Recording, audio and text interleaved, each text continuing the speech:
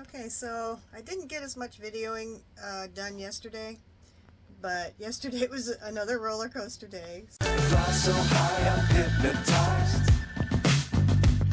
What's up is down, what's left is right. Chasing stars and holding you. I can't see the end, but we'll see it through. It took me a while to get him to settle down because he was like, I'm a stallion, woohoo! And then I'm like, no you're not, no you're not. Get on board. We're smiling.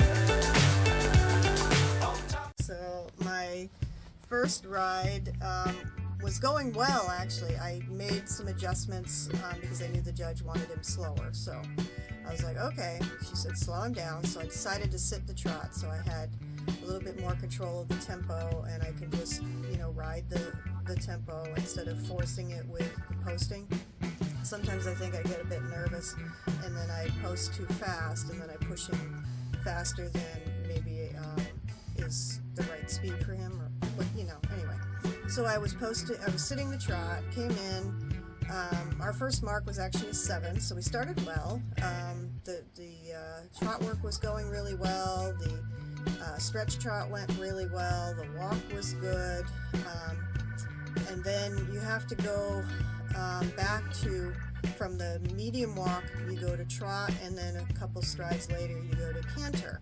So it's a quicker transition from walk to trot to canter. So that's kind of the element of difficulty when you step up to the first level out of training level.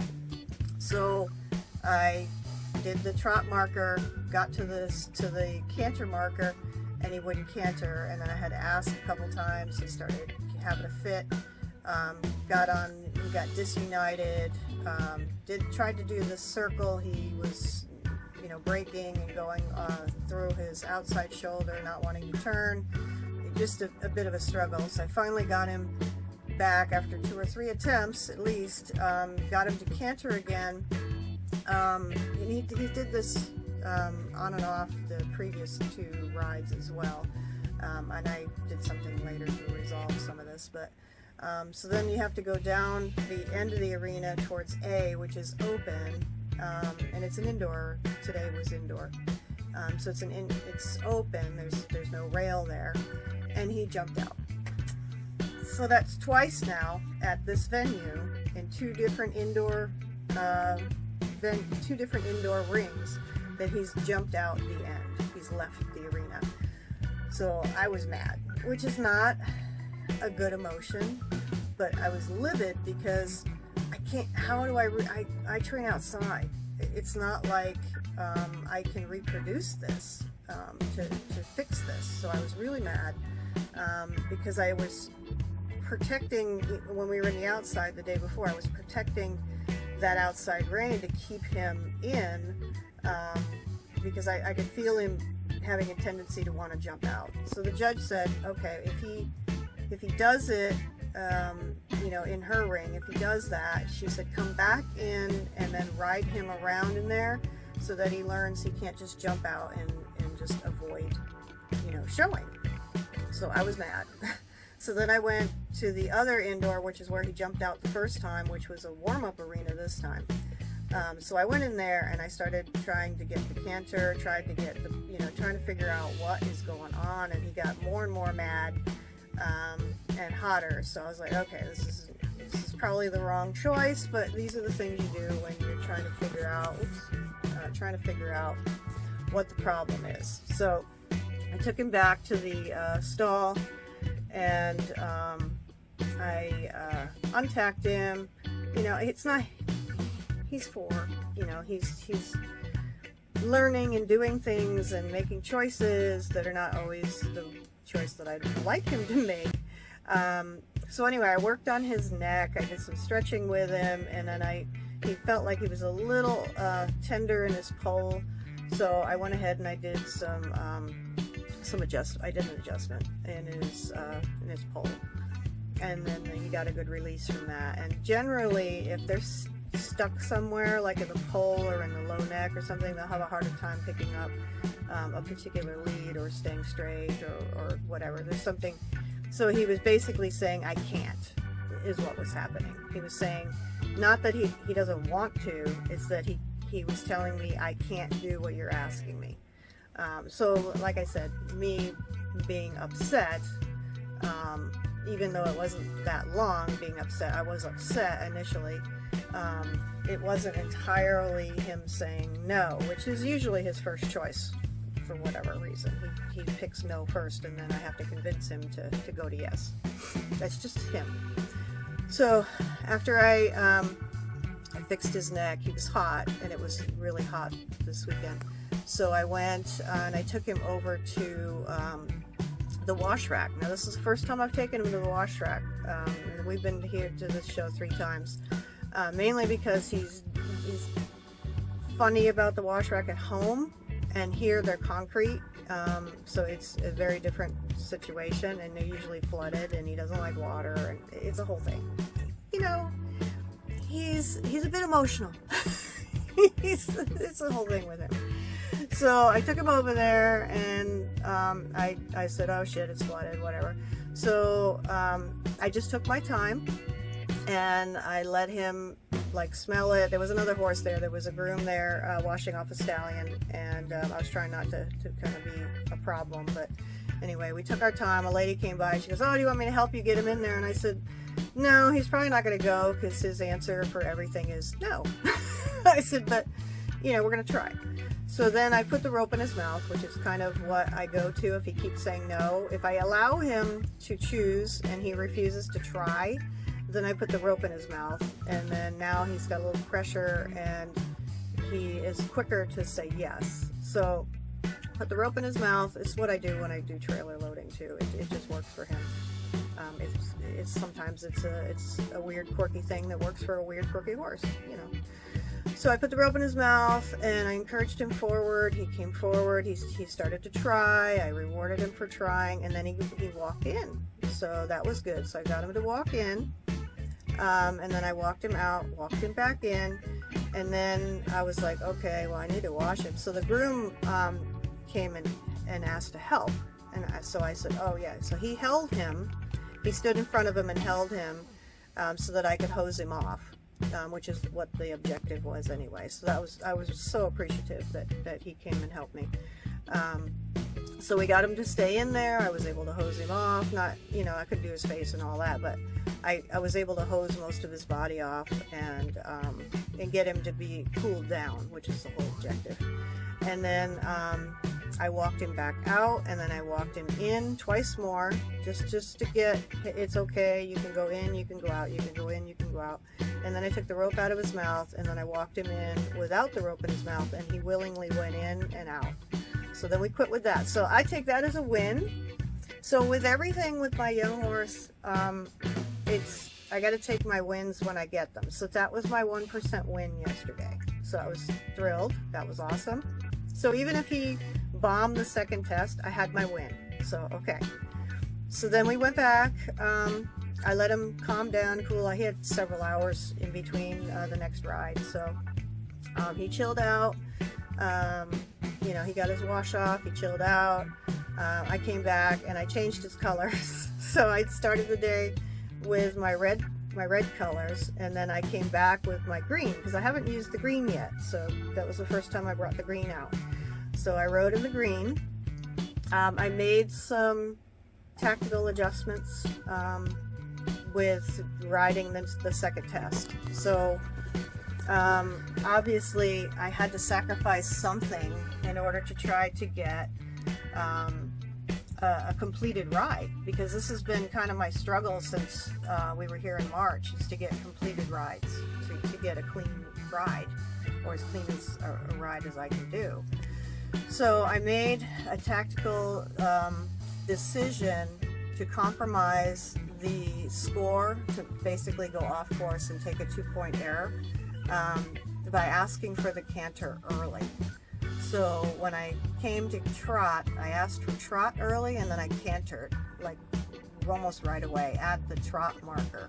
So what that did was it forced him to, it took him by surprise, I think, anyway. but it forced him to pick up, because it was a corner. So it forced him to pick up his inside leg and go right into the canter. And then I was able to hold the canter through the whole ride. And I had also tactically put my whip into my right hand, because he was ducking out at the end of the arena on the left lead, which he would go to the right. So when we did our circle, because he's been falling out on the right shoulder, falling through the right shoulder, having the whip there, I was able to basically move the whip like on the side of him so that he'd see it, kind of flag him. Not hitting him, just moving it so he could see that there was a barrier there, that you can't just keep falling out that shoulder. So I did that on the circle, so that was able to keep him in on the circle, and I did that down the end, and I didn't get that close to A because I didn't want to give him the opportunity to just jump out on me. So I didn't go deep into that end of the arena. So, you know, that takes your score down as well. But it wasn't really about the score at that point. It was about getting him through the whole test and getting a positive thing from him that he can do the whole test. He doesn't have to jump out, he doesn't have to run off, he doesn't have to, you know, do all the things that he does. Because it's an indoor, I think it's an indoor thing, and he feels trapped, or he feels a bit claustrophobic maybe, or something. It's something to do with the indoor. It's dark, it's noisy. He really doesn't like it, because he was fine in the outdoor warm-up. And also what I did for the second test was I went to the indoor warm-up and specifically warmed up in there to prep him for the indoor class. Because warming up outside, he was fine. He picked up the leads fine, there was no issues, the circles were good, everything was normal. It was when we went inside, that's when everything fell apart, all the wheels came off. So anyway, we completed. I took the air, no big deal. So we completed, so I was super happy. I was the only adult amateur in that class. The test of choice, I've been the only one in there, so I got first place both times, but I was the only one in the class. The scores weren't what I was hoping we would be able to do this time around, but it wasn't about the scores at this point. It's mostly about education. So he's young, he's not quite 5 yet. We're still educating him, we're still seasoning him. And you don't get a seasoned show horse like you see at, you know, at the big shows with all big professionals. You don't see them, you know, doing the seasoning, because it's not the prettiest thing to watch, because mistakes happen, and it's not always great. But again, you have to ride the horse you're on, and you have to meet the horse where they're at. And then that's kind of what I had to do, is I had to meet him where he was at, and I had to make adjustments to help him, because that's all he needed. He needed me to help him to deal with his concerns being in that arena. So anyway, so we finished, and I was thrilled.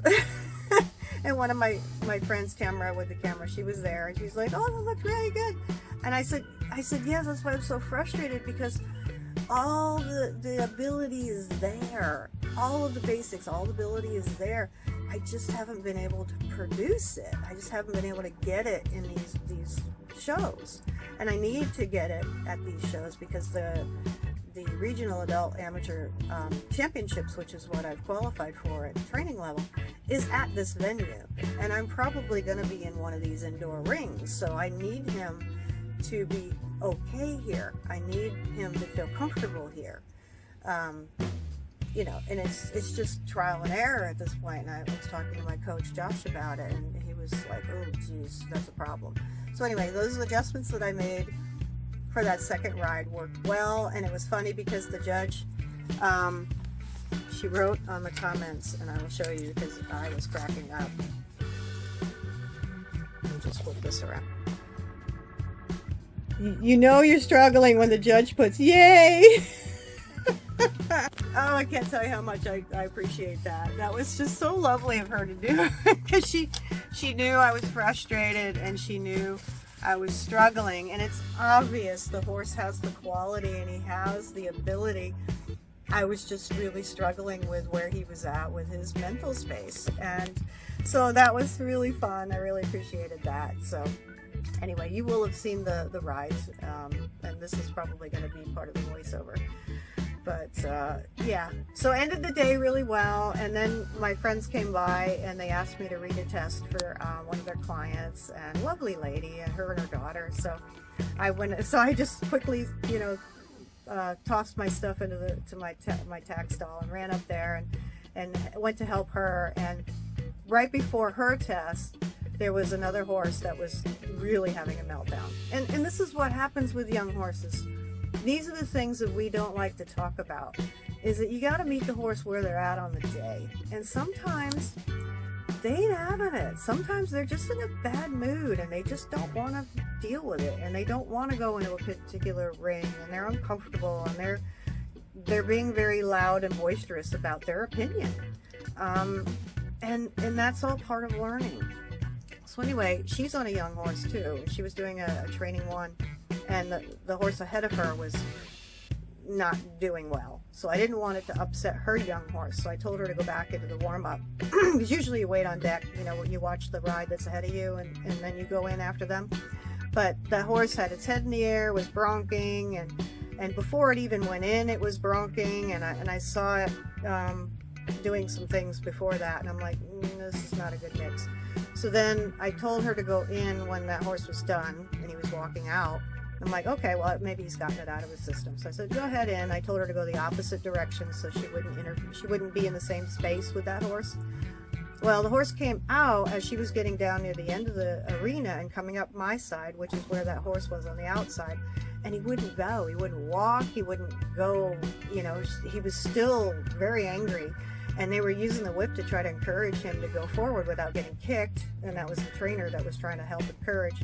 So I told her to go back around the other way because I didn't want her horse to see all these, because I didn't know if he was going to blow again. I didn't know if it was, because he was rearing and bucking, and it was not pretty. But that's horse shows. It happens. It's learning. Probably the next time he comes out, tomorrow or today or whatever, he'll be fine. But on the moment, on the day, he was not a happy camper for whatever reason. So I told her to go back the other way. Now this is her first or second dressage test. So she thought I meant to go in, and I said, no, just on the other side. I just want you to go on the other side. So then she was worried that she did something wrong. It's fine, you're fine. They hadn't rung the bell yet, you're fine. So then they rang the bell and she came in and I read the test for her. She made one error on her own, but it's a training level test, so it really didn't matter. And she was upset about it. I said, you're fine. I said, the gaits on your horse are of such quality. I said, he's gonna get 7s anyway, no matter what you do. And she ended up getting a 67, so she was over the moon. And then her daughter went in on this cute little black and white pony. Oh my God, such a cute pony. And she is 9, and she wanted to ride the test herself without a reader. And I was like, yeah, awesome. And she forgot that there was 2 medium walks. So I showed her the test. I explained that you have to do the medium walk here, free walk there, and then medium walk again. There's a lot of walk in this test. So she did it herself. She did a super job, and then she came back and did the next, she was doing an intro test, and then she did another intro test with Cantor after that. Super job. So then they invited me to go out to dinner with them last night to Mexican. So we went and chatted and had a good time, and then I took the daughter over and we went and got frozen yogurt. And since her mom paid for my dinner, even though I just had a couple tacos, she didn't even pay for my dinner. She's like, oh no, you help me. I said, I help anyway. It's fine. But anyway, so to repay the kindness, I took her daughter for frozen yogurt, and I bought her daughter frozen yogurt. So that was fun. Had a nice evening. She may need me to help her again today. I don't know. They're out running around doing the grooming of the arenas and watering everything, and I need to run down and get him out and do some morning work with him, give him his ulcer guard. So that's the other thing, is that even though he's comfortable and he looks relaxed, he's still stressing, so the ulcer stuff is still sort of there underneath. So I'm trying to be a little more proactive, even though I gave him some to trailer down. I didn't continue doing the ulcer guard until yesterday. So I gave it to him in the morning, a half a tube, and then after his antics, I gave him another half a tube, and then he was better when I did. So it's a combination of figuring out how to manage your horse at a stay away show, as well as, you know, showing and all the other stuff. So anyway, we're going to go start our day, and then we're done. We're done at 10:12. That's our ride today. My coach is going to help me in the morning, so I got to get going. I can't just sit here.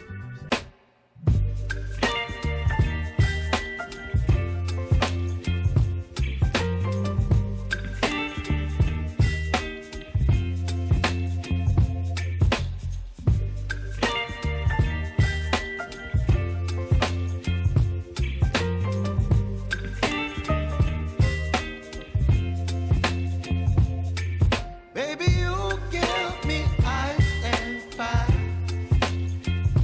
You're giving me wind and rain.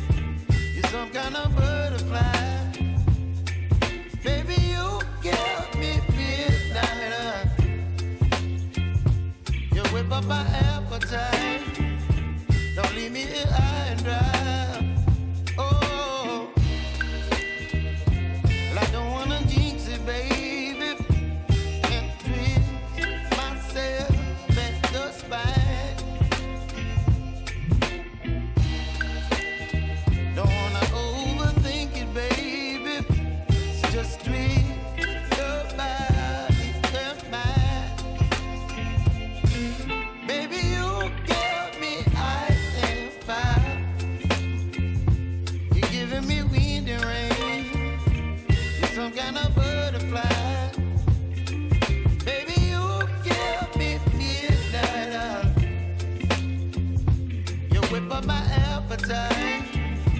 Don't leave me here high and dry. Oh, but I don't wanna jinx it, baby. Let's not get ahead of my time. Oh, but I don't wanna miss you, baby. So I stand up and speak my mind. Oh.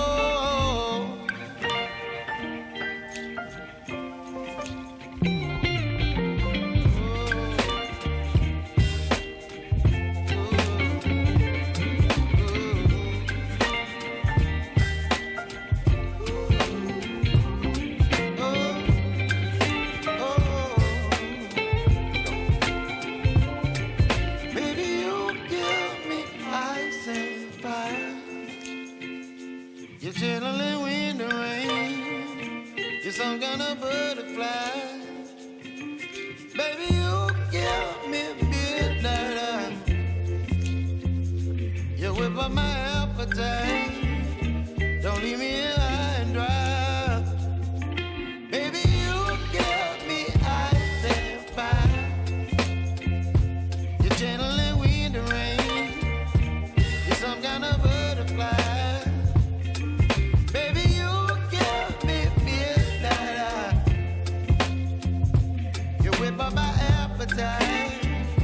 Don't leave me here high and dry.